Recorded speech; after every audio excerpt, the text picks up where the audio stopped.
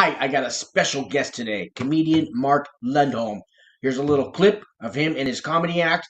Then stay tuned for the interview and don't miss Mark's message after the interview. Thanks, guys. Ladies and gentlemen, please welcome Mark Lundholm. Thank you very much. Started doing comedy in jails, drug rehabs, halfway houses, and other places I've lived. I attended San Jose State University, where I was a business major with a minor in controlled substances. I think if there are pearly gates up there in heaven when you get there, I think they got razor wire all over the top there. Because I still don't pay attention. I'll be having sex, just, hey, a nickel. That's shiny. Look at that. You'll be back? Oh, you be mad. Oh, if that was you? Because you didn't get the nickel? I still go back and perform at jails or prisons every year. I was at Indiana State yesterday. And I've learned how to entertain liars and cheats and criminals. I treat them like you. I will tell them the truth, even if it is unpopular. One of the things I'll always say to that prison audience is, some of you became criminals because life's not fair. They go, yeah. Some of you had horrible childhoods. Your parents were unavailable or just flat disappeared because life's not fair. Yeah. Because life's not fair, some of you are in here right now doing time for a crime that wasn't even yours. Oh yeah! They like that one a lot. And then I'll ask them this, well, what if they locked you up for every crime you really did do? When would you get out? Aren't you kind of glad life's not fair? They don't like that one quite as much, no. First thought wrong, 13 years old, I'm in front of the judge. I pleaded maybe. He didn't think it was funny at all. Normal people have a different vocabulary than the rest of us. Normal people invented words like valor and honor, hope. The rest of us, we designed words like allegedly, probable cause, and the four most beautiful words in the English language, sentences to run concurrent. My wife is an afflicted, convicted lady. She actually did more jail time than I did, so she has seniority at home. But normal people don't laugh right there at all. Well, don't the wives always have seniority? Yeah, especially in the penal system. But When possible, make an illegal U-turn, Mark, in your mental state. Recalculating. No, illegal U-turn. You don't have time for normal legal. In fact, criminal, remember, criminal doesn't mean bad. Criminal means caught. Normal people don't watch that show Cops and go, I did that too, right there. Run, my brother, whoa! Let's go, I'm rooting for the naked guy. Normal people go, where are that fella's pants right there?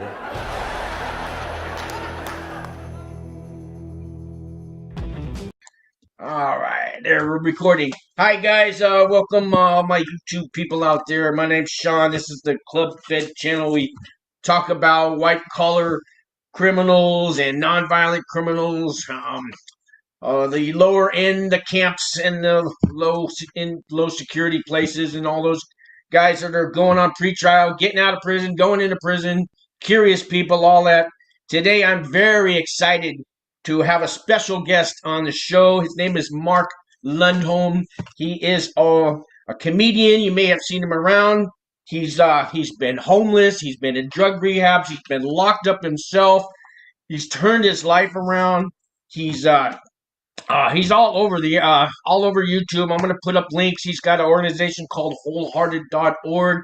He goes around to prisons and jails now, and he's kind of a motivation speaker, a comedian. He gives hope. The reason I've asked him really on here is he's got a message of hope for you guys. And so I'm gonna turn you over to Mark. I don't know if I said there's a lot more to Mark than everything I just said. He's done a lot more with his life, and he's definitely an inspiration. So, Mark.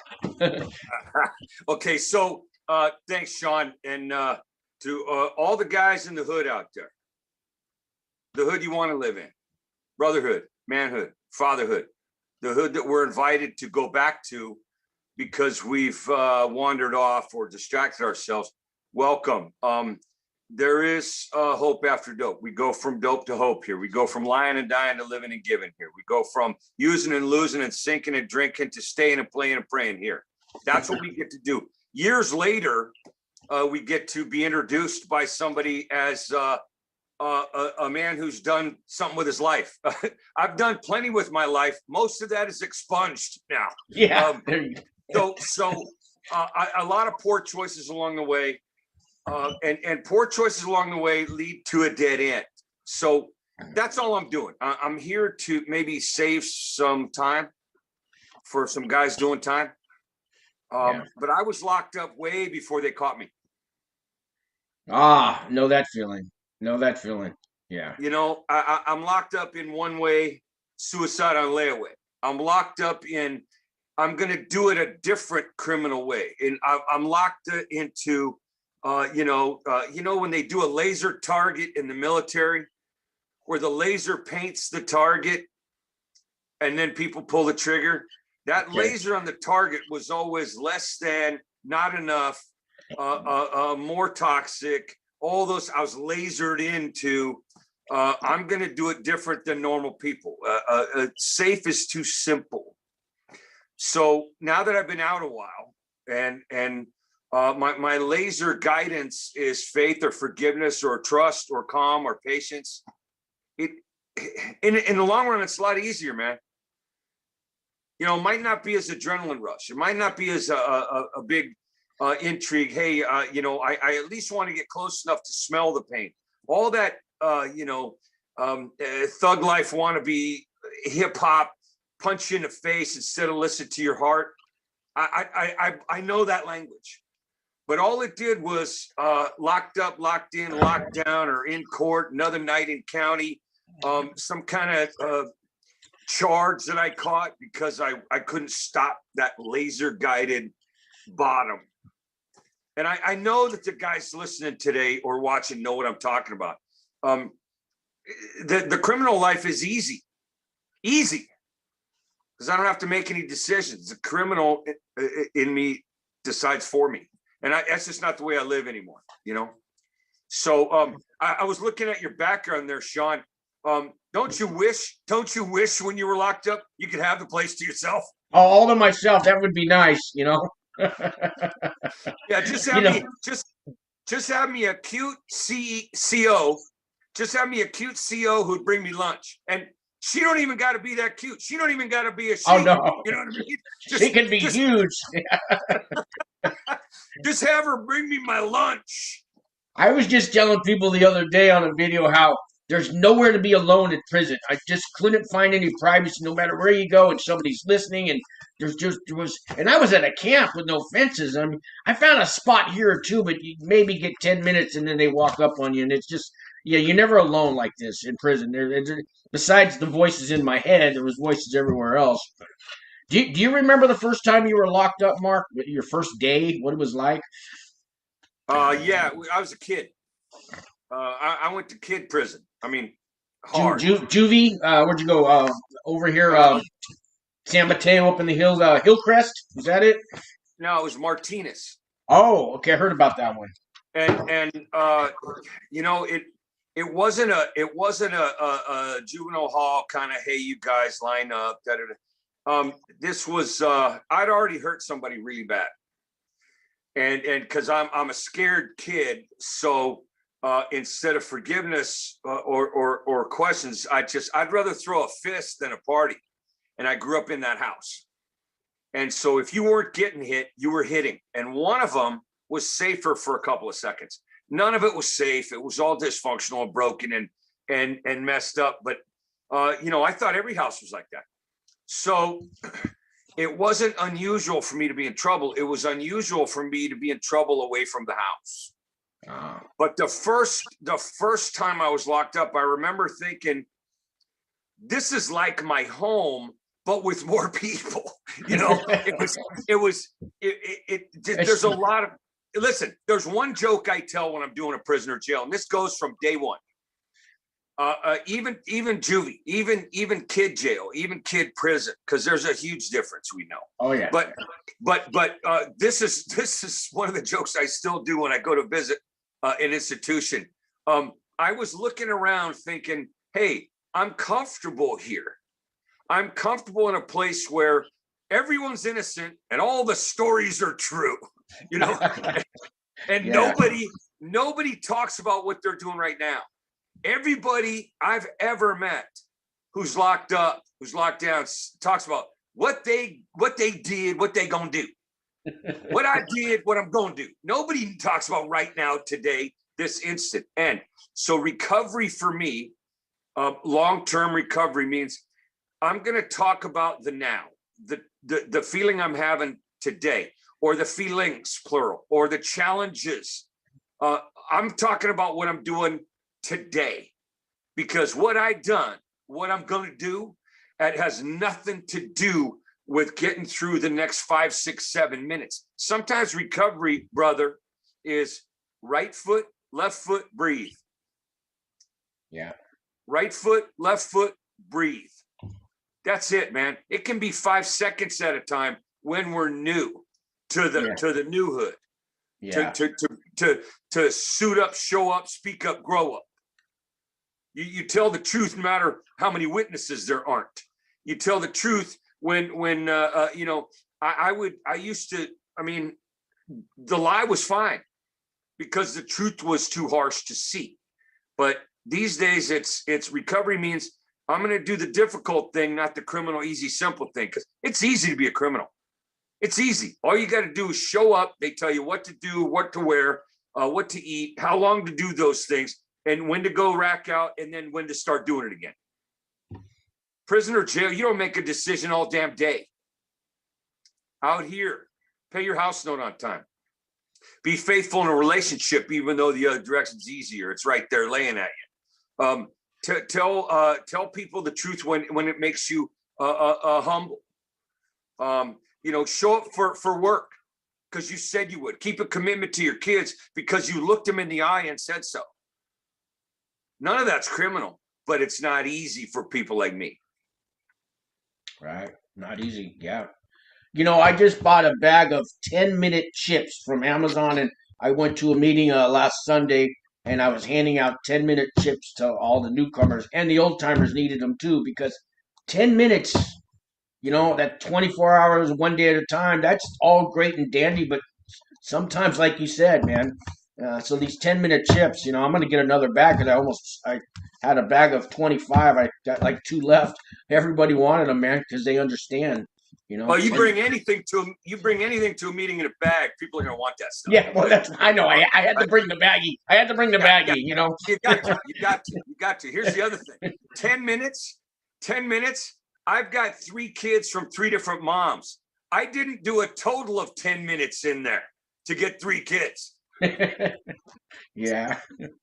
You know, I was watching your clip there, guys. I'm going to have his whole clip at the end of this video.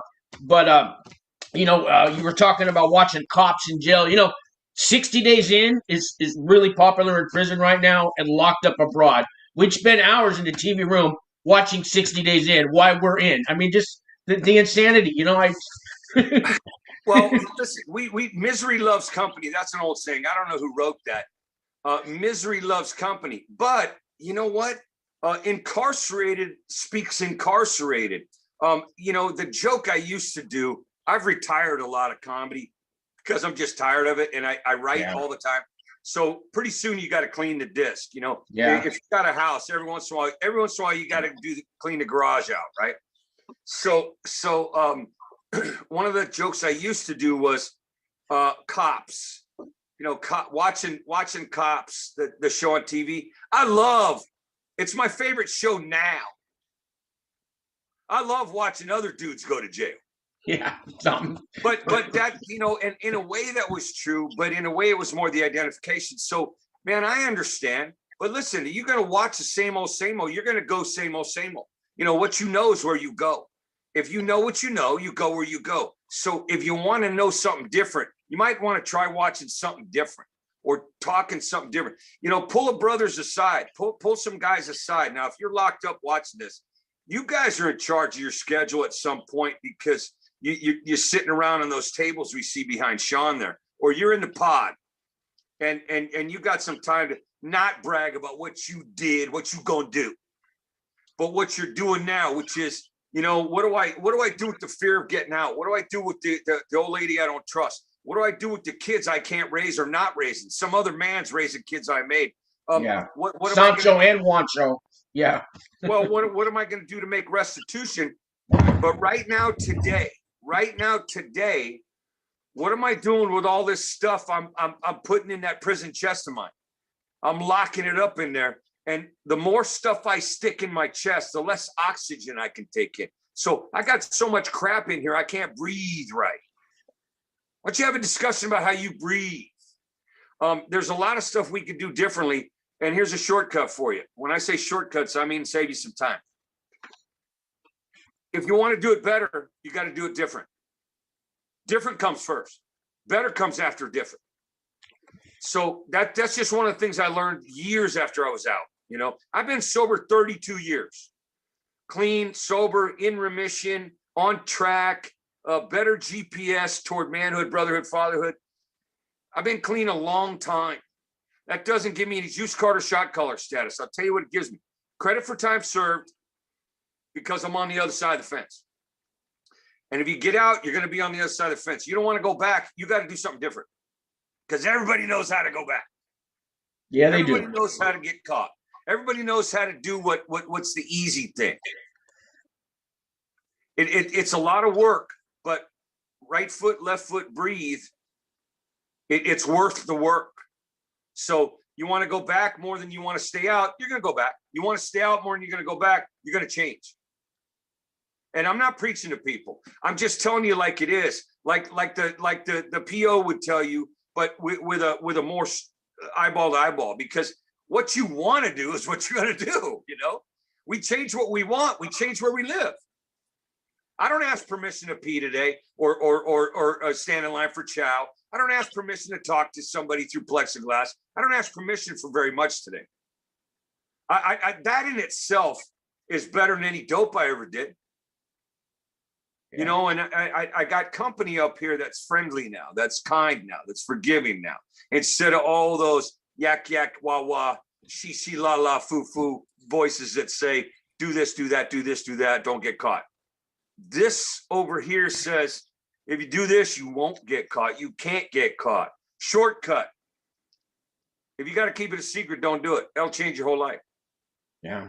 See, I'm still peeing in a cup. I got about a year left of peeing in a cup. I got 3 years probation. When you get out of the federal system, they put you on probation. One little dirty test, a shot of Jack Daniels puts me right back. With the feds, they don't play. They don't give the second chances. They send you right back. I've seen it too many times, and but I'm doing the right thing, and I stayed sober the whole time. I stayed clean in prison the whole time. Started AA meetings. I don't know if you saw that video, but there was no AA meetings at my prison, and there is now. And it's thanks to H&I and people that hope I didn't do it alone. So well, we don't do it alone. Alone is the unsafest neighborhood I ever strolled through. Alone means I'm listening to the last guy who got me loaded. He was the one I took a charge for. He didn't do time, I did. So if I'm listening to me, that's bad advice most of the time. The other thing is, if the H&I and the AA and the NA and the GA and the OA and all the A's, right? I speak a bunch of different languages. That's right. Any A is an in-law to an outlaw. Any A is an in-law to an outlaw. And the outlaws are the ones who can help the other outlaws because we speak a familiar language. We have the same frame of reference, right? I'd much rather do something exciting and dramatic and chaotic. I mean, I'm attracted to significant others who are borderline personality, guns in a glove box, meds on the front seat, ain't got her name on them, sex on the first date in the garage at her mom's house. You know what I mean? This is crazy stuff. Toxic behavior. That's exciting till Wednesday. That's exciting till I'm caught. Criminal doesn't mean bad. Criminal means caught. We know that. But if I want to do something different, I got to get different instruction. So I pee in a cup sometimes now just to watch it and throw it away. I mean, it must be nice. You know, just to say, I don't care. Hey, should we test this, Mark? No, you don't need to because I'm clean. But the other thing is, I ain't handing that cup to nobody. I don't put a lid on it. I don't measure how much is in it. Pee in a cup, throw it away. You know, I've peed in a lot of cups clean. but right now, I'm thinking about how when we're out, we pretend we're not scared. We pretend this is all funny. There's a lot of pretend, you know, inside and outside. I don't speak pretend anymore. It's been years and years and years. I know that language, but I don't want to speak it fluently. I want to speak authentic. I want to speak thorough. I want to speak genuine. I want to speak honest, because I don't have to apologize for any of those languages. And the more languages you speak, the more people you can talk to. Like I'm talking to guys today who I know. You know, I know when you're scared, you puff up. I know when you're scared that you retreat and PC up somewhere and hope nobody sees. But right foot, left foot, breathe is the best way to do this with somebody's help. Get Sean's help, get my help, get somebody's help who's stayed out a while, because anybody can go back. Anybody. You know, the recidivism rate in the United States is it's astronomically high. And the substance abuse, or if you're panty waist vanilla worried about words in the mental health industry, a substance user. You can't say abuse in the mental health industry because people take it personally. They get their feelings hurt. Oh yeah, offended. We gotta change the language so we don't hurt a criminal's feelings. We don't hurt an addict's feelings. Heaven forbid somebody else should hurt my feelings. Here's a joke right in the show. Okay, this is about self-esteem, Sean. You ever have such low self-esteem? I mean low, that you're making love to somebody and you look at them and you think, I can't trust them. Look at the choice they just made. You know what? I have. Yeah, and in the big picture, romanticism aside, I'm not going to tell you who I am, because now two of us will hate me and disrespect me.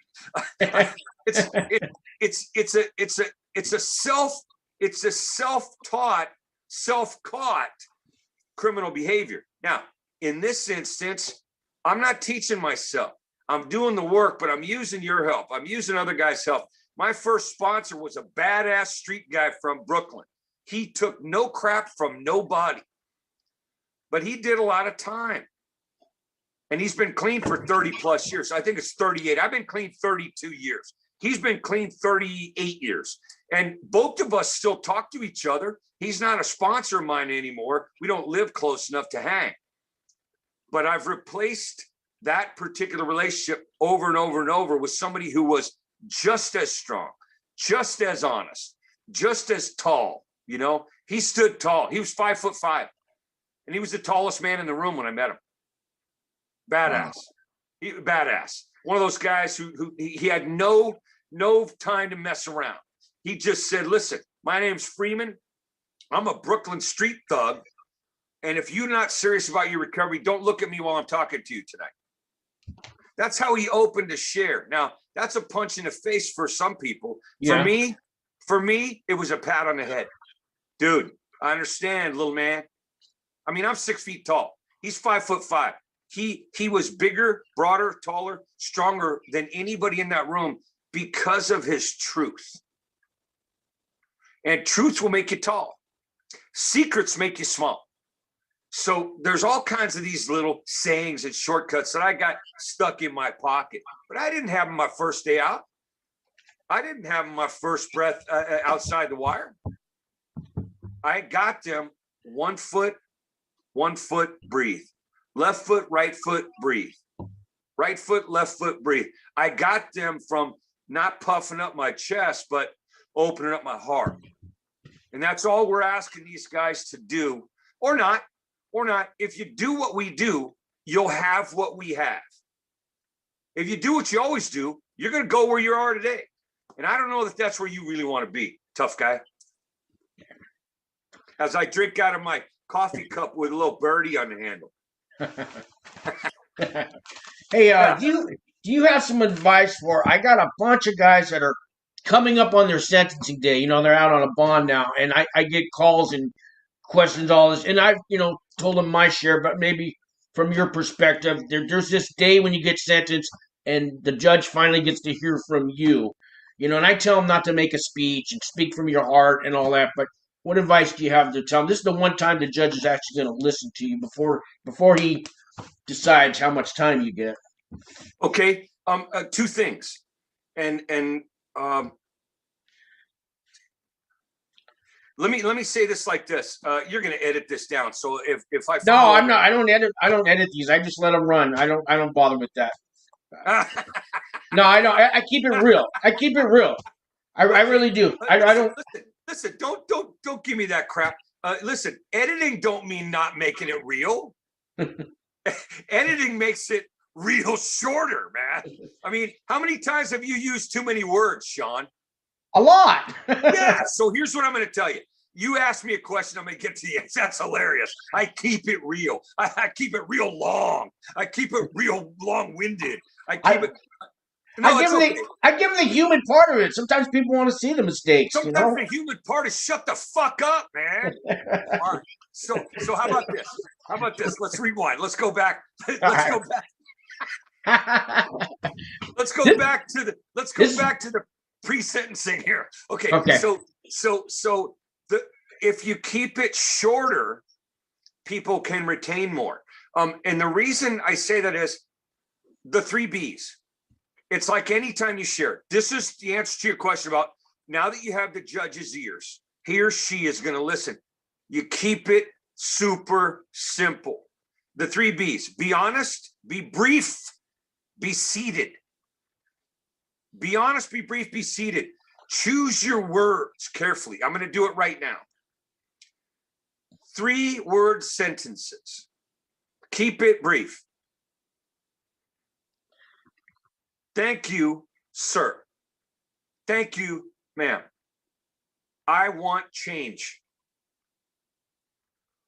Willing to change. Please help me.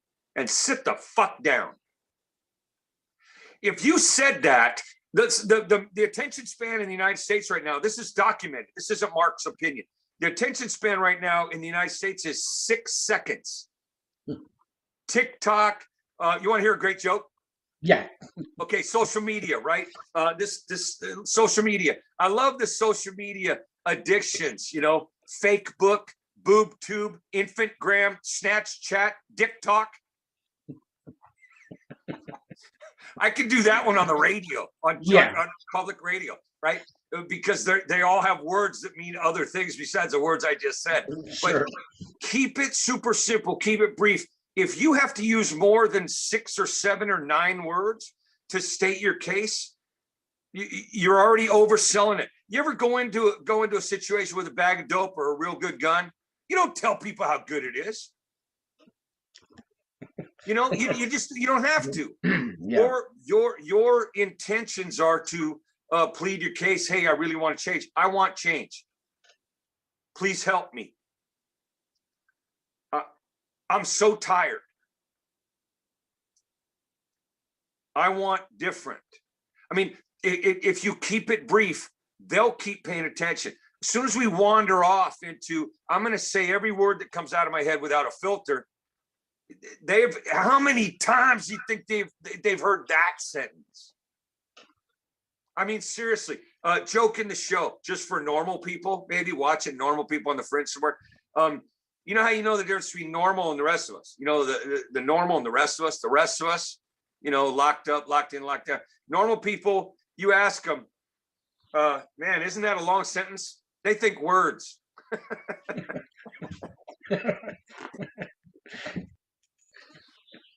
So I would say, and I'm not sure that that's advice, but I would say to somebody, be honest, be brief, be seated.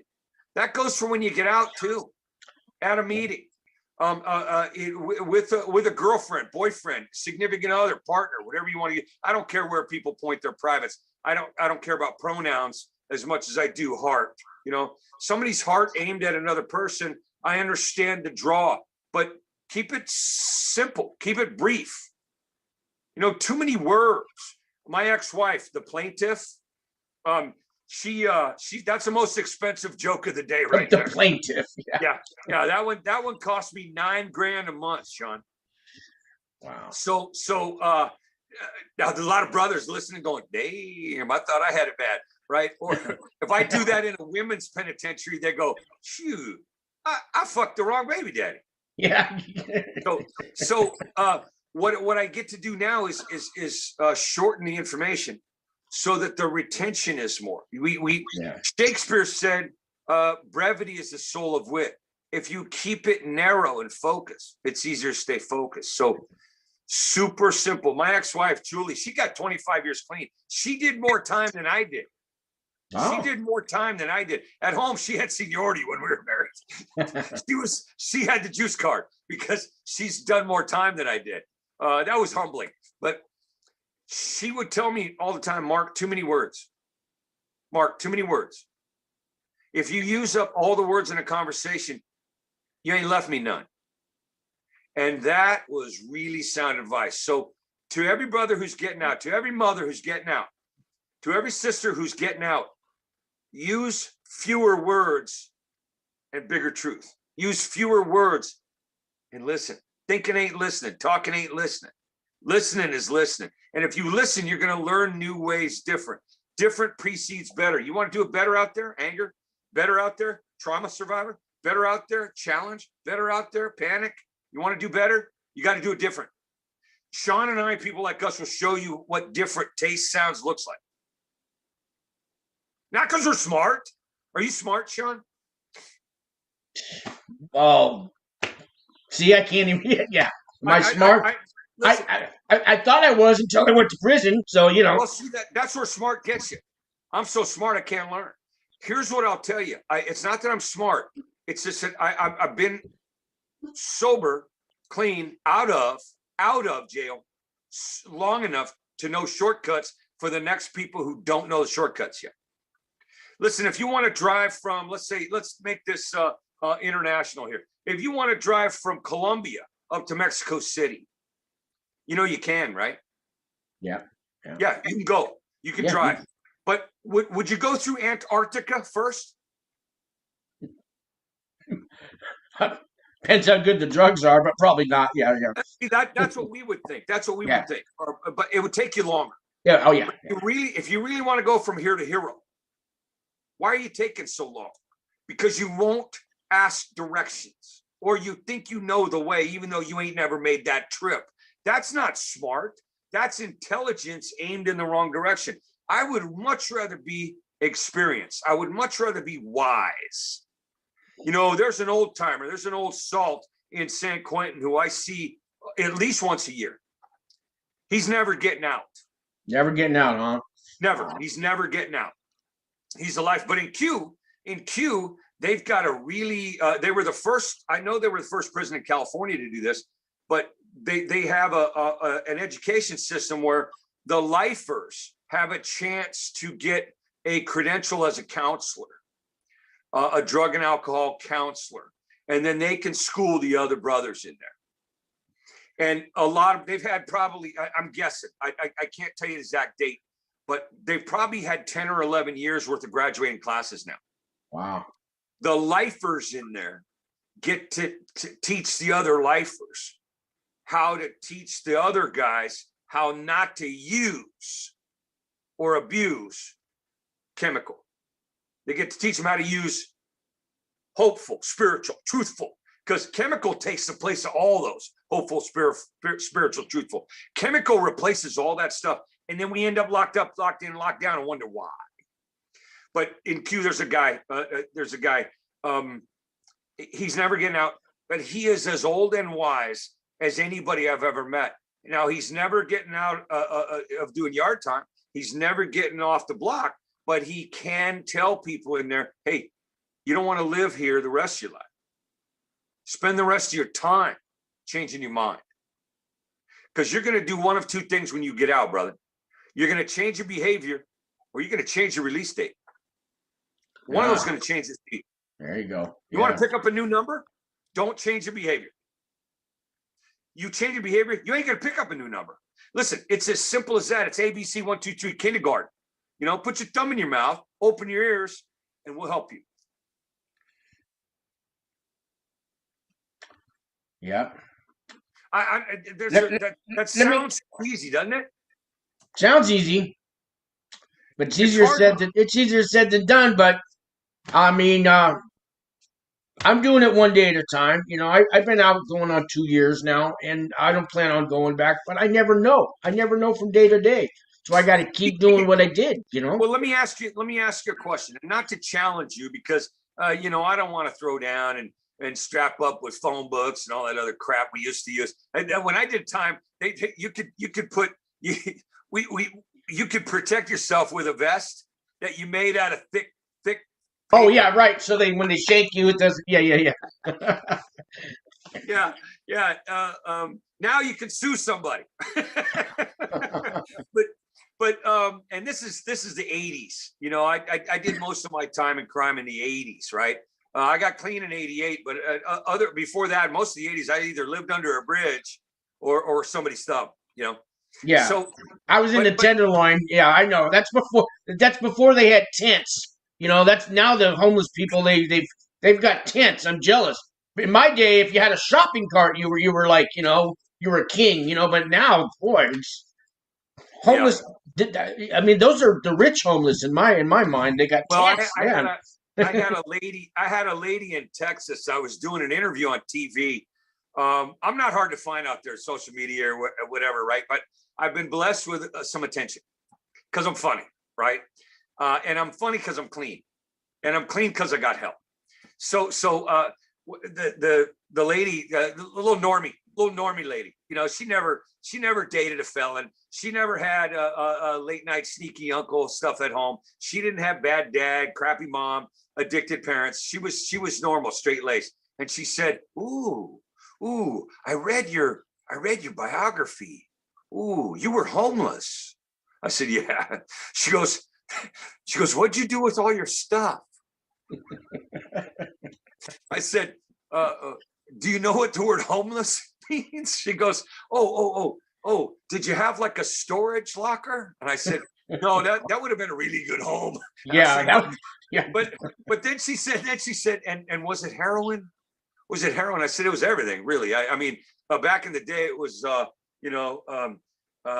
tall chicken, short bird. It was MD. It was Ripple. It was, some kind of a fine wine, which was like 69 cents to just stop the DTs in the morning. Yeah. Wild Irish Rose, Thunderbird, all that. Yeah. Then I go get my skag, right? But she said, "Was it the heroin?" I said, "Well, heroin didn't help." She goes, "Well, heroin's terrible, isn't it?" I go, "Yeah, when you run out." When you run out, heroin is all of a sudden terrible, right? So all that stuff that you and I laugh at because we're outlaws, and we're talking to in-laws who are maybe on the fringe of their collateral damage, or they want to know things. They can't understand the next thing I'm going to say to you. The next thing I'm going to say to you is, when you say, I've been out for 2 years, but I don't know today. Here's what will change for you, Sean. At some point, you will know you're not going back. You will absolutely know you're not going back. There's no question. There's no question in my mind today. I'm not going back to jail. See, I know today I'm not going back. Today I know. Today nothing's going to stop me. Today, and that's because today I will not use, abuse, lose, and repeat. The 4 stages of criminal cancer that we have. Use it, abuse, lose it, and repeat. Use it, abuse, lose, and repeat. Trust, truth, money, IQ. Use, abuse, lose, and repeat. We got a 4-stage cancer that says I can't do anything but go back. Today I know. I'm going to have, here's what I'm going to do today. I'm going to have lunch with my brother. He's 11 months younger than me. He's got 3 years clean, and he's about as simple as they get.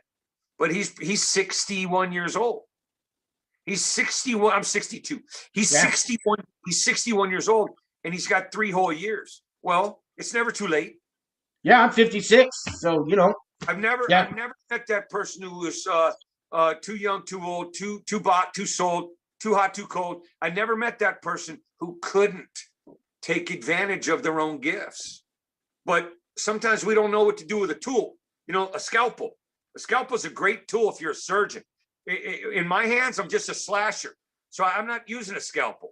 Intelligence is a scalpel. Energy is a scalpel. Strength is a scalpel. Are you going to be a slasher or a surgeon?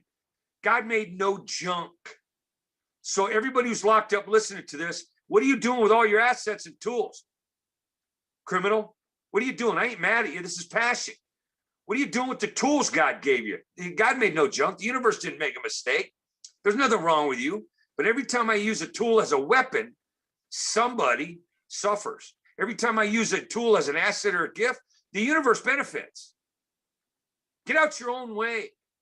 And now I say that to you because somebody said that to me. Freeman would tell me all the time, get your head out of your ass. I'd say, hey, man, I got my heart broken. Get your head out of your ass. Now, I don't talk to my sponsees like that. I don't talk to my 14-year-old son like that. I tell him, listen, that must hurt.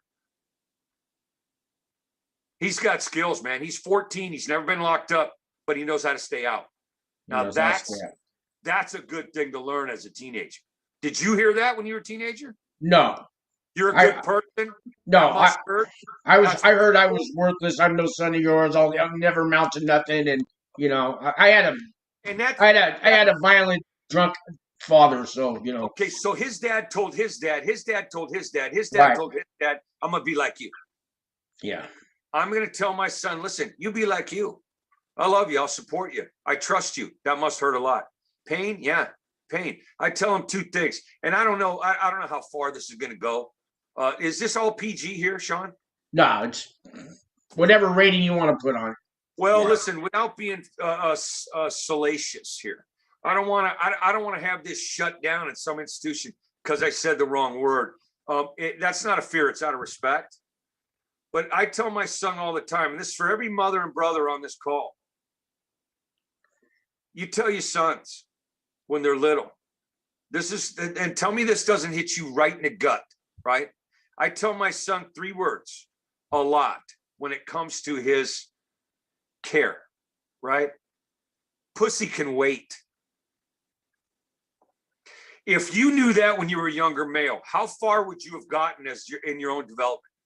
Yeah, I see your point. Yeah. I'm not going to say it again because I think you heard me. Yeah. I tell him that in a phrase. Now, my daughter, who I raised, she's 32. That's a different care package there.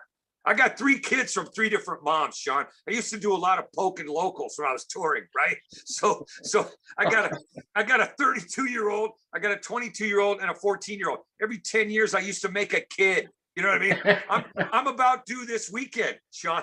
I'm about due this weekend. Maybe I will go to an NA meeting in person, right? And all that kidding aside, what I get to tell my son is what I didn't know from my dad. My dad was that guy. My dad was a fully fueled, racist, alcoholic punisher. He just hid it very well. He was the lead tenor in the choir in the Catholic Church. The population at church, they adored my dad. At home, we were absolutely in panic. We were paralyzed by fear. And mom hid in the medicine cabinet. I hid where I could, but I'm the oldest. So guess what I get to do? I'm the oldest of 5 kids. I have to protect 4 kids that I didn't make, that I didn't sign up to care for. And I'm a 5-year-old boy. So I don't know that is any kind of story somebody out there can relate to, but it sure sent me a lot of directions that were false. I got to be tough at 5. I got to be strong and knowledgeable at 7. I got to be a predator at 9 years old to go hunt down the one who's hunting me. I all that stuff that doesn't work. Instead of being able to say, like my kid can say to me,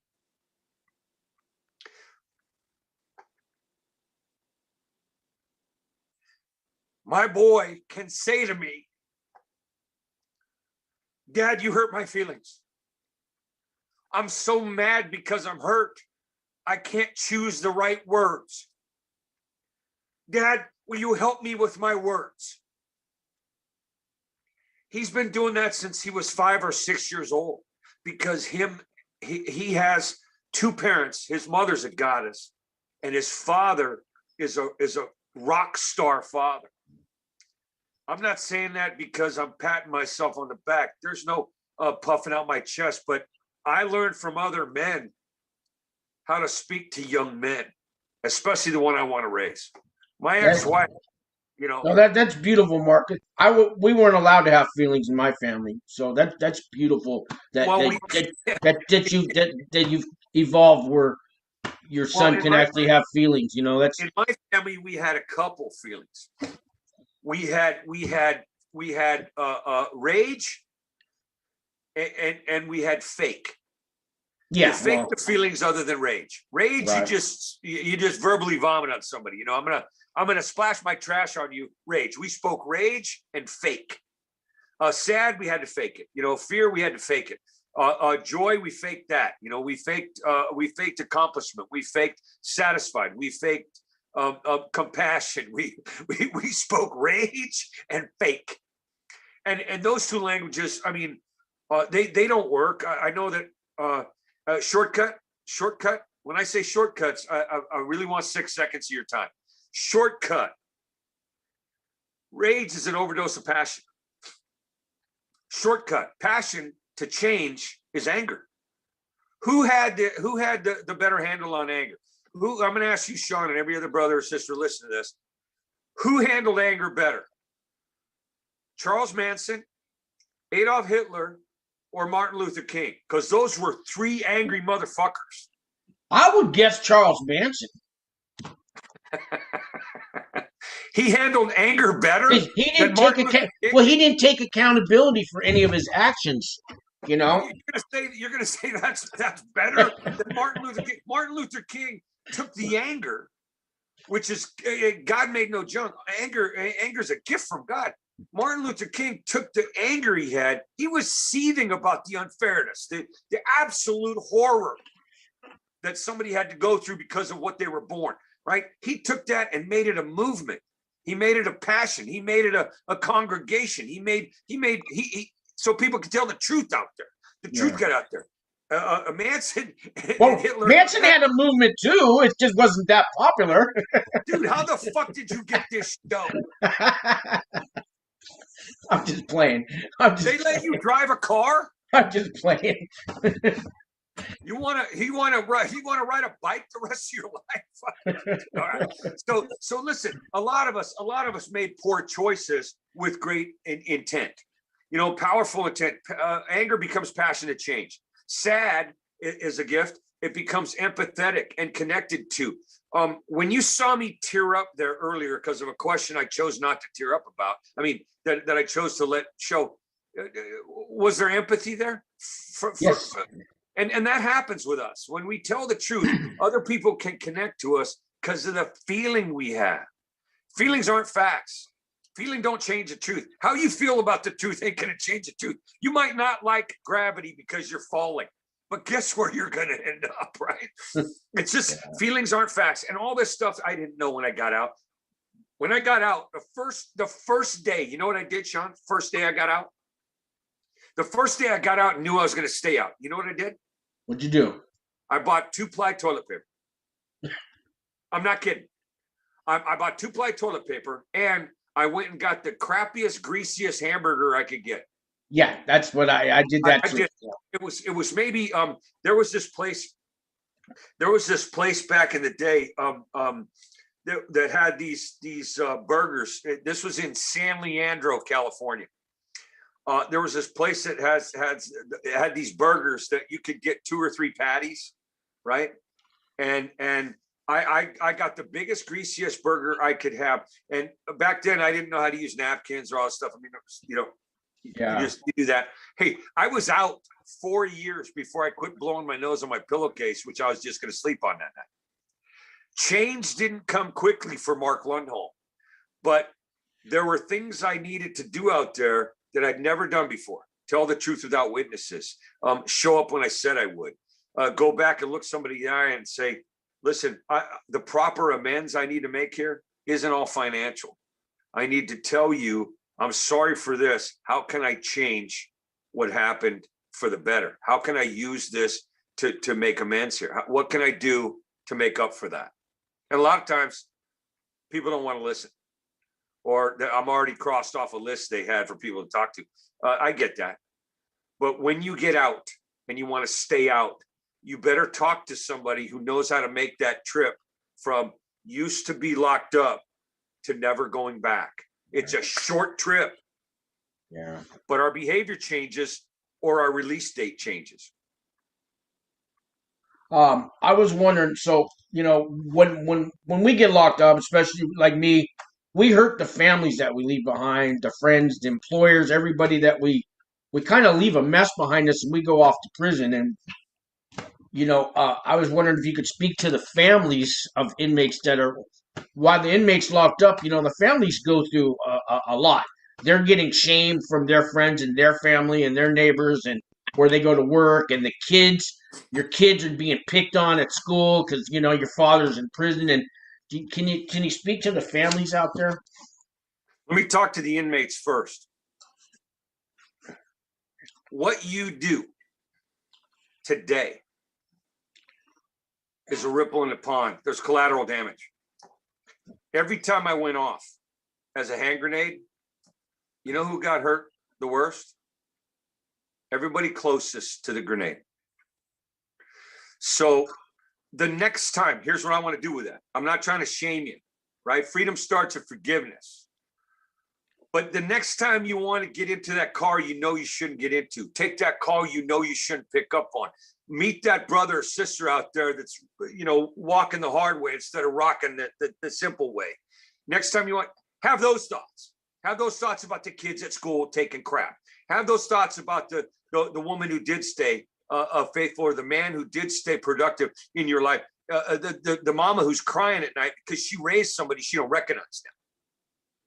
If you have those thoughts prior to the act you're going to make, you don't make that act. So that's what I want to do with that. As far as the families go, same solution, Sean. We hook up with people who know our story, speak our language, have our truth.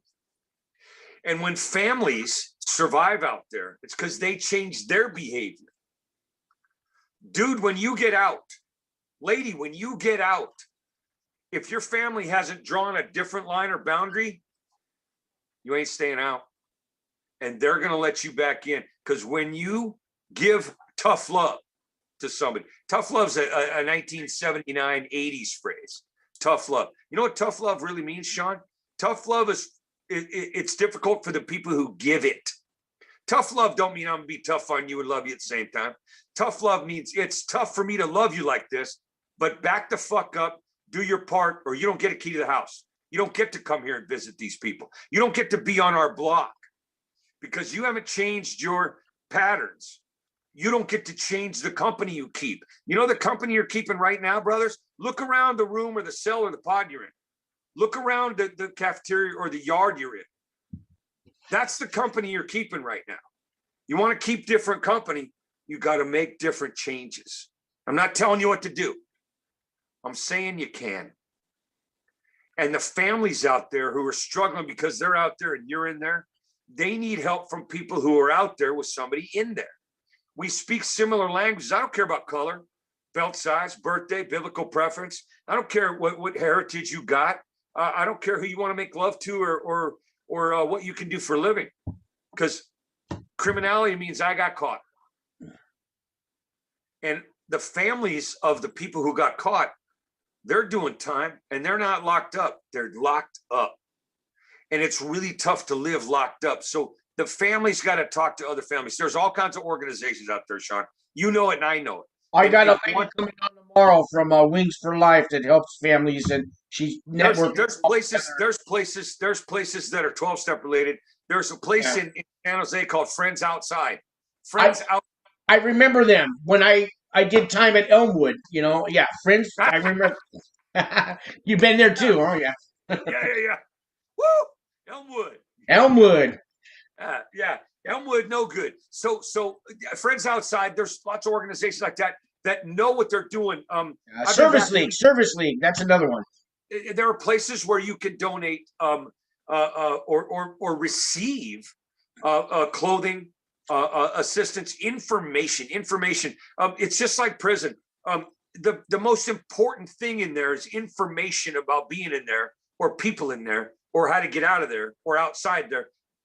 Information will take you a lot farther than a Glock.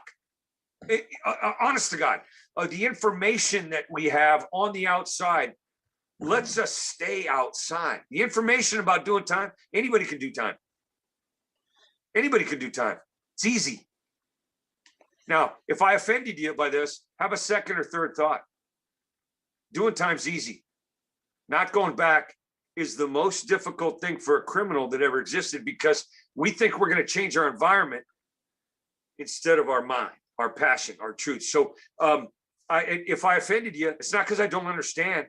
It's just because I don't want to speak that language anymore. I don't want to speak that tough guy, hard up, puff out my chest, throw my fist. The joke in the show, Sean, is sometimes I'm not. Sometimes it's not that I'm in serenity. It's just that I'm tired. The joke in the show I can't do in a corporate show or a kid show is sometimes I want to unlock that guy's jaw. I want to take it right off his skull.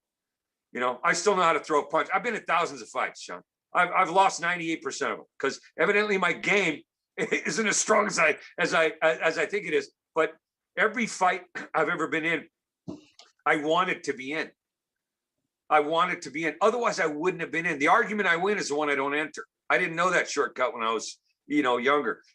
But right now, there's times publicly on an airplane, in a Safeway store, Starbucks lobby, walking through the park, I'll meet some asshole. Now, I speak asshole fluently, but I don't want to take that guy on. Sometimes I just like to unhinge his mouth. I can see breaking his jaw, but I'm a single guy, and I'm going to need that fist on Friday. I'm not letting him ruin my weekend. You know what I mean? Yeah. There's a way to do it differently, so we don't have to do same old, same old. Yeah. For the families, back to your original question. For the families, for the kids, I talk to kids at least 3 times a month, and I'm talking about tots. I do a program for little kids. We call it chances and choices. Chances and choices, because the chances you take give you the choices you make, and it's a little kind of ABC kindergarten language for kids about choices. With the feelings they have, with the thoughts they have, with the places they live. And I didn't have that available as a kid. My parents did what my parents did. They did the best they could. It just sucked. But I don't want to suck as a parent. So I'm going to change my mind and my heart instead of my environment. I could show up somewhere else and act like a different dude. I don't want to do that. And I don't want my kids. I got 3 kids. I don't want my kids to have to change where they are. I'd rather have them adjust or evolve or develop who they are. Now that sounds easy because, he's outside, I'm not outside. I get it. Well, how do you think I got here? I got here by not going back there. Step 1, don't go back. How do you not go back? Talk to Sean. Talk to me. Talk to about 1 million other brothers out here who know how not to go back. Anybody can quit. I could show you how to stay quit.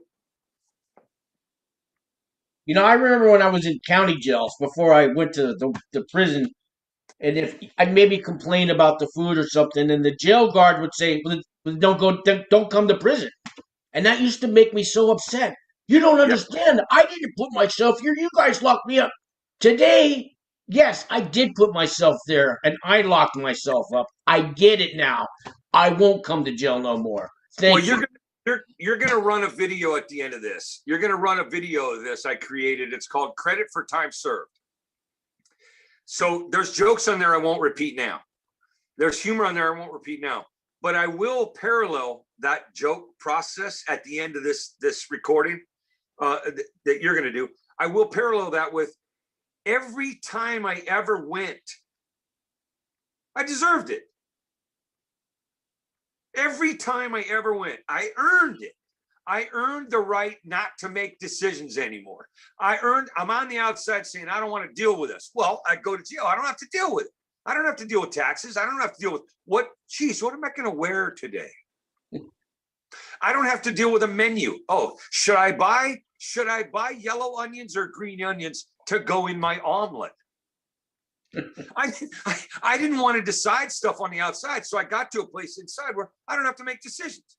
I don't have to file quarterly taxes. I don't have to make time for my kid's school meeting with his principal. I don't have to volunteer work anywhere. You take away the decisions. I don't want to make decisions. Guess what? I went to the perfect place where I don't have to make decisions about life. Right. They took all that. They took all that. Ooh, they took all that away from me. So I would tell guys who were just getting out. You know, they'd ask me, so dude, how'd you do that? I'd say, well, I did it like he did it, like he did it, like he did. There are generations of us that have been out. So you do what we do. You can be one of the guys who tell guys we do what we do, or do what you do. You know, go back and complain about the food. You know, wah. I got. I don't like chow. Really? Yeah. Okay. When you get out of here, remember how to tell the truth and show up, so that you get to pick your menu item tonight for dinner. I got a fridge right now, Sean, that has steak in it. I got a fridge that's got Gatorade, ice cold. Ice cold. That I get up and drink without asking anybody or looking over my shoulder. That I drink at 2 a.m. if I'm tired. I mean, in your underwear if you want, right? Yeah, sure. Maybe no underwear. But I get to decide that.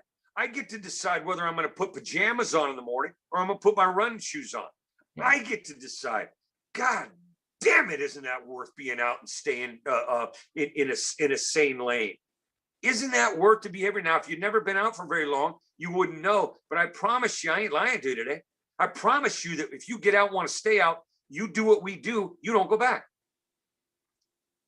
You do what you're told instead of what you want all the time. Listen, I get guys all the time. This is a shortcut. Then I got to run. Yeah. But the guys, I got a couple of questions that I'll ask guys and the ladies who are locked up. What do you want to do different? Because if you want to do different, I can help you. You want to do same old, just talk to each other. You know, because evidently right now, none of y'all knows how to stay out. Fair enough? Did I just shit on the buffet? I don't think so. None of y'all knows how to stay out yet. Yeah, but when you do, it's because you heard different information. So anybody can go back. We can all go back. We all know how to go back, evidently. And then I'll ask them this. Listen, do you want to do something different? Do what you're told. And then you'll get the people who say, I'll say, how many people don't like to do what they're told? Yeah.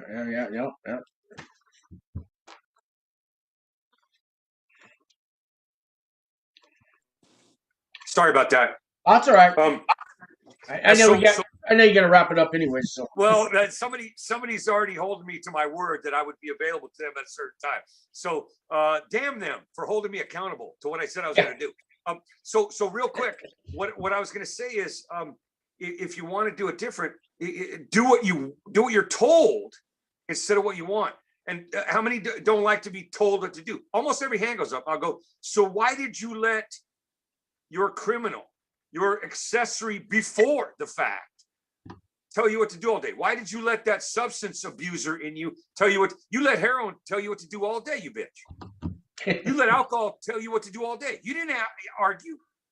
I got weed telling me what to do. I got weed telling me not to show up for work, lose my job. Then I got to go steal to pay for my weed instead of earn my weed, right? You let chemicals tell you what to do. You let rage tell you what to do all day. So don't tell me you don't like being told what to do. That's all you did to get that seat, to get that bunk. You did what you were told, rage. You did what you were told, pain. You did what you're told, ego. You let chemicals tell you what to do all the time. So if I say to you, now they're calling you, Sean. Now they're calling you, let Mark go. Let Mark out of that soul prison you have there, Sean's penitentiary, right? Oh, God. Yeah. But listen, keep it super simple here. Do what you're told when you get out instead of what you want or what you like. Because what you want, what you like, and what you know got you locked up. Yeah. That's about as friendly but funny as I can say it. And without hurting any brother or mother's feelings out there, any sister's feelings, you are responsible for you. When you get out, we'll teach you, at least offer you different language so we end up different places. All right? Thank you so much, Mark. Last thing, hashtag be first. Hashtag be first. Hashtag be first. If you don't see some, be some. Patience, kindness, forgiveness, equality, trust, love, heart. If you don't see some where you're at, be some where you're at. Maybe you're the first one to do it, but you will be leading instead of losing. Hashtag be first. I'll see you, brother. Thank you, Mark. I'll send you a link when I get all this done. And God bless Love you. you, man. Keep Love doing you, what man. you're doing, man. Yeah, that's what I need. I need to watch more of me. See ya. Love you.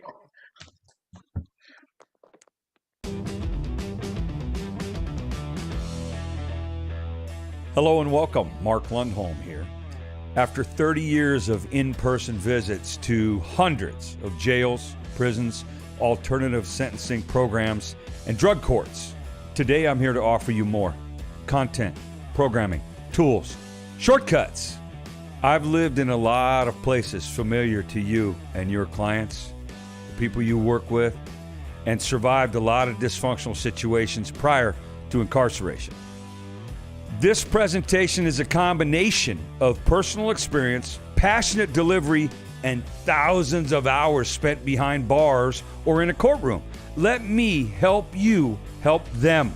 You get great recovery tools, new communication concepts, dysfunctional family survivor skills, trauma, abuse, substance use, information, basically better ways to better days. Credit for time served. Great title. Sounds wonderful. What is it you're going to get? Well, there are two ways to experience this unique programming. First option, streamable recorded series. Available anywhere there's an internet connection. You know, connection, and your connection to that hope dealer is wholehearted.org. The second option for you, credit for time served, live and in person. Mark Lundholm, let me bring it to you and yours. Where you work, where you teach, where you afford them the healing time. That's where I want to come do this live. Streamable, in person, either way you win. Now that's a bold statement, but you're looking at a guy who was a jail dweller, is now a truth teller. Let me show you how to help them do that, make that transition. How to be a changed person. Hey, that might be my ride. I gotta go.